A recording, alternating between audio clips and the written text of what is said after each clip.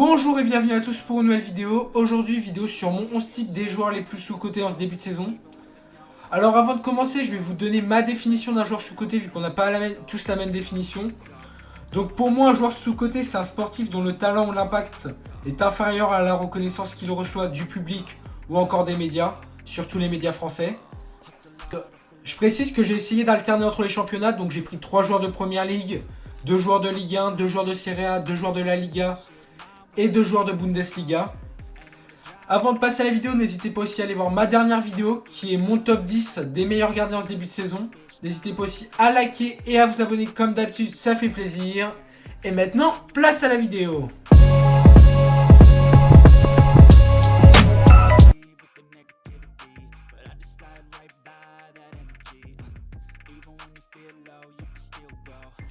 Donc pour commencer ce 11, on va bien sûr commencer par le gardien.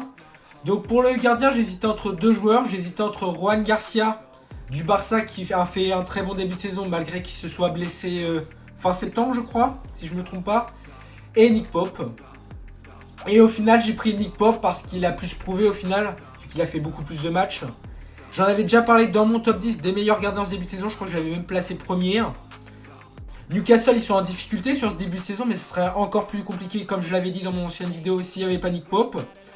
D'ailleurs j'avais vu le match contre l'Athletic Bilbao et Nick Pope a fait un très gros match. Je pense que si tu remplaces Nick Pope par un gardien aléatoire comme Lucas Chevalier en ce début de saison, je pense que Bilbao aurait pu marquer au moins un but facile. Donc voilà pour le gardien.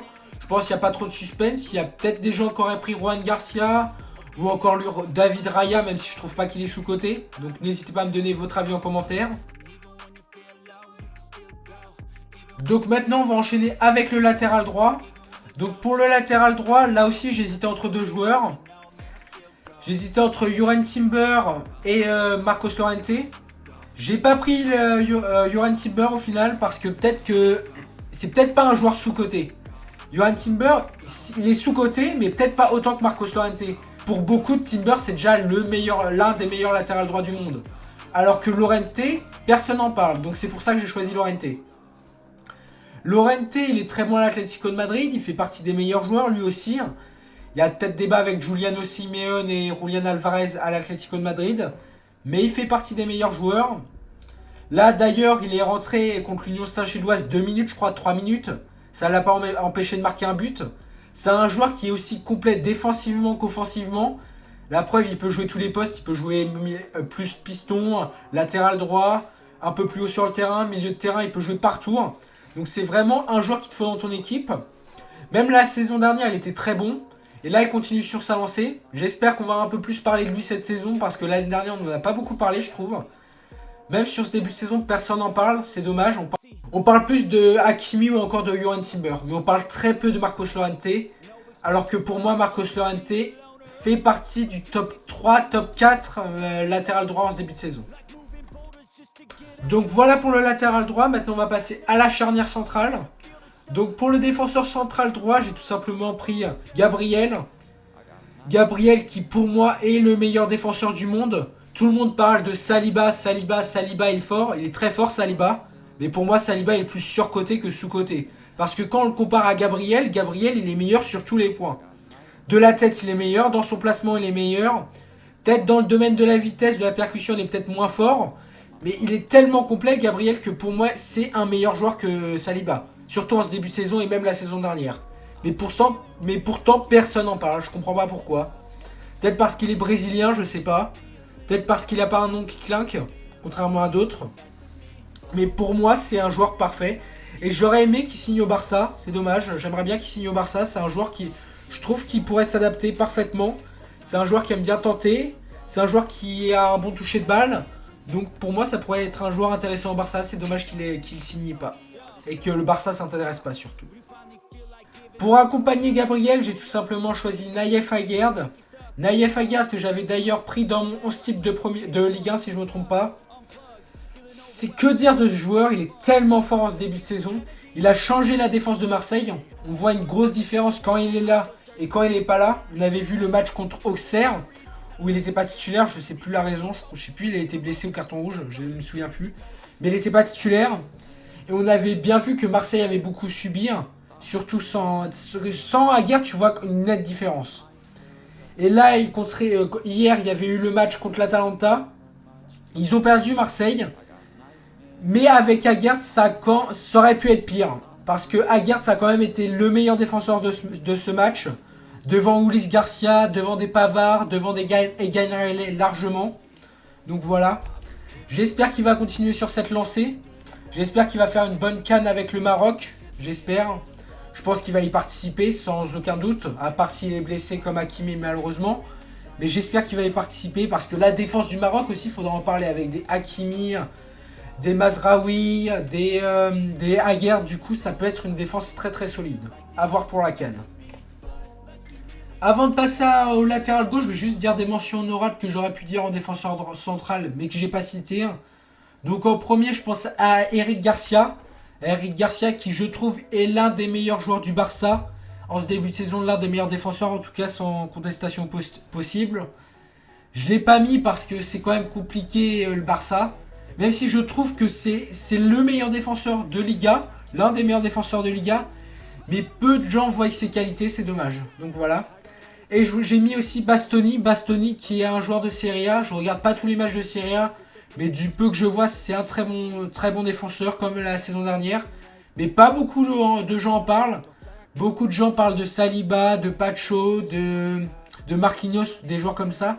Mais peu de gens parlent de Bastoni. Peut-être parce qu'il joue en Serie A. C'est dommage. Donc voilà, maintenant on va passer au latéral gauche. Donc en latéral gauche titulaire, j'ai pris Laimer.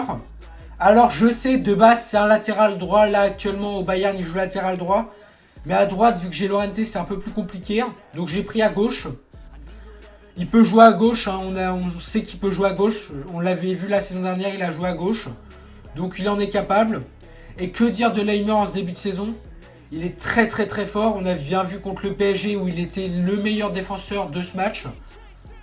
Devant, peut-être avec Upamecano, il y a peut-être débat avec Upamecano. Il a bien pocket, je trouve, Laimer. Je trouve qu'il a bien pocket Barcola et Nuno Mendes. Il a été impressionnant. On sait qu'il n'est pas spécialement rapide, Laimer, mais il compense avec son intelligence. Donc c'est ça que j'admire chez lui. Donc voilà pour mes défenseurs. Maintenant on va passer au milieu de terrain.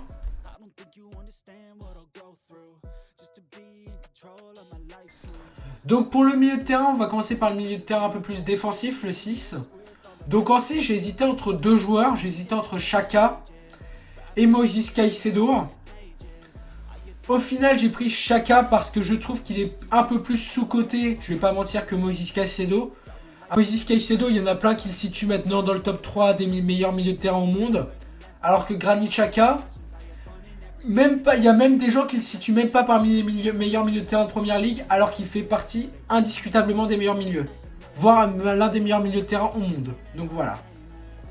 Xhaka en ce début de saison à Sunderland, il n'y a pas grand chose à dire, c'est tout simplement très très fort. Il avait marqué le but égalisateur contre Everton sur une très belle frappe en plus de ça.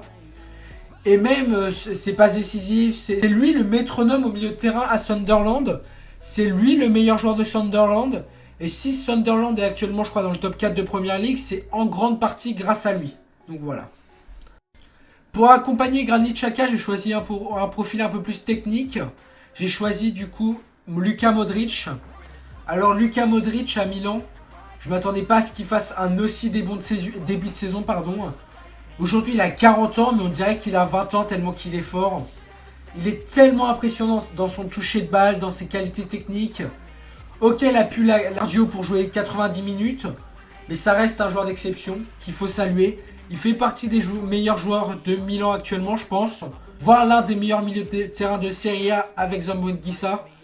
Donc je tenais à le saluer, je tenais à le mettre dans cette vidéo. Donc voilà. Pour le numéro 10, j'ai choisi un joueur qui a rené de ses cendres. J'ai tout simplement choisi Serge Gnabry. Alors Serge Gnabry, lui aussi, je ne m'attendais pas à ce qu'il fasse un aussi bon début de saison. Surtout quand je me souviens de sa saison dernière où tout le monde voulait s'en séparer, le Bayern voulait s'en séparer, les supporters n'en pouvaient plus, les problèmes de surpoids. Même là, actuellement, il est en surpoids, mais ça va. Donc voilà. Mais son début de saison à Serge Gnabry, c'est très très fort. Et attention à Musiala, Parce que Musiala, quand il reviendra de sa blessure, je suis même pas sûr qu'il redevienne titulaire. Parce que Serge Gnabry est tellement fort qu'il y a moyen qu'ils mettent Musiala sur le banc. Franchement, il y a moyen. Là, contre le match contre le PSG, il est sorti à la mi-temps, malheureusement, à cause du carton rouge de Luis Diaz. Mais son début de match à Serge Gnabry, il était très très bon. Il était dans toutes les contributions offensives. Il était sur le but de Luis Diaz sur le premier but. Donc, à voir s'il va continuer à performer. Mais j'espère qu'il va continuer sur cette lancée. Donc, voilà. Donc, maintenant, on va passer à la dernière partie, les attaquants. Donc, on va commencer par l'ailier droit. Et en ailier droit, du coup, j'ai pris Giuliano Simeone, le fils de Diego Simeone, du coup. Alors, je l'ai pris déjà parce qu'il est sur le côté de Llorente. Je trouve que ça peut faire un bon duo, déjà. Déjà, on a bien vu en ce début de saison avec l'Atlético de Madrid, Llorente et Giuliano Simeone, ça marche bien. Et même Giuliano Simeone, personne n'en parle, mais c'est très très fort lui aussi. Personne n'en parle peut-être parce que c'est pas le plus beau à voir jouer. Franchement, c'est un joueur qui énerve, vu que c'est un joueur qui est un peu comme son père, qui agace. Honnêtement, c'est pas un joueur qui me dérange. C'est juste un joueur que je trouvais à l'origine, la saison dernière, qui jouait beaucoup trop sur sa vitesse, qui avait beaucoup de problèmes de finition et dans le domaine de la passe. Mais je trouve qu'en ce début de saison, il s'est bien amélioré. Et je tiens à le féliciter, donc voilà. Donc je le mets dans cette vidéo. Il y en a pas beaucoup qui en parlent, c'est dommage. Hein. Vraiment, Giuliano Simeone, c'est dommage que personne n'en parle. Pour moi, je le place au-dessus que des Greenwood ou encore que des Désiré Doué en ce début de saison. Je précise en ce début de saison parce que Désiré Doué, c'est très très fort. Mais en ce début de saison, c'est peut-être un peu plus compliqué que... Je préfère Giuliano Simeone en ce début de saison, donc voilà. Donc voilà pour l'ailier droit. Maintenant, on va passer à l'ailier gauche. Donc pour l'ailier gauche, j'ai choisi un joueur qui joue plus sur le côté droit normalement, mais moi je vais le faire jouer sur le côté gauche. J'ai pris Alexis Selmakers de Milan AC, du Milan AC, pardon.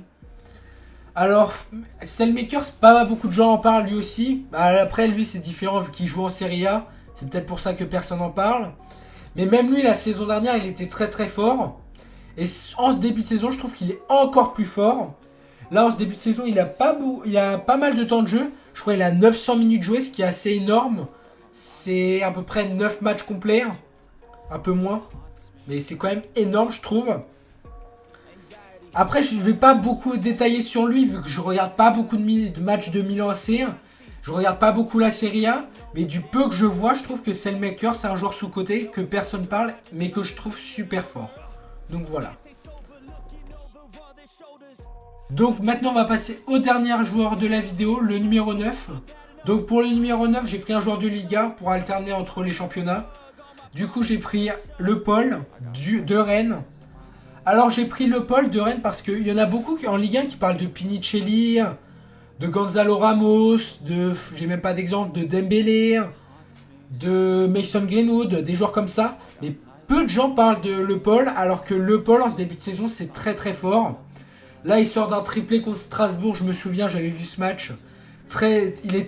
Il marque, on peut se dire il marque que des tapines, mais je trouve que dans son placement c'est comme Haaland, il est très très bon.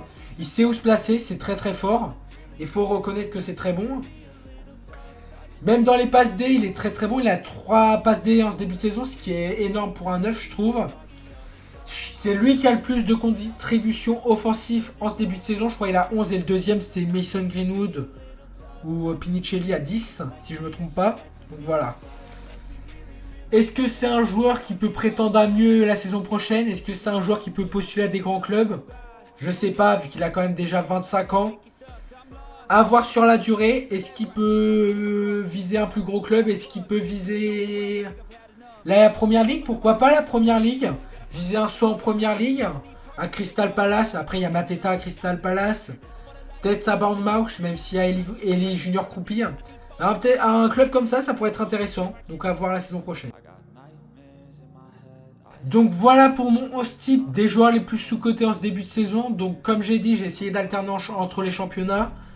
Donc je vais vous redire les joueurs un par un. Donc dans les buts, on a Nick Pope. En latéral droit, on a du Llorente. Avec à gauche, on a du Leimer.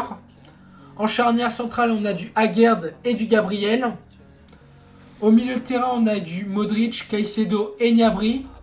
Et pour l'attaque, on a du Simeone à droite, Selmakers à gauche et du Le Paul en numéro 9. Donc n'hésitez pas à me dire votre 11 en commentaire. Est-ce que vous êtes d'accord avec moi ou est-ce que vous auriez changé des joueurs? N'hésitez pas à me dire. N'hésitez pas aussi à liker et à vous abonner comme d'habitude, ça fait plaisir. On se retrouve samedi pour une prochaine vidéo. D'ici là, prenez soin de vous et comme d'habitude, ciao!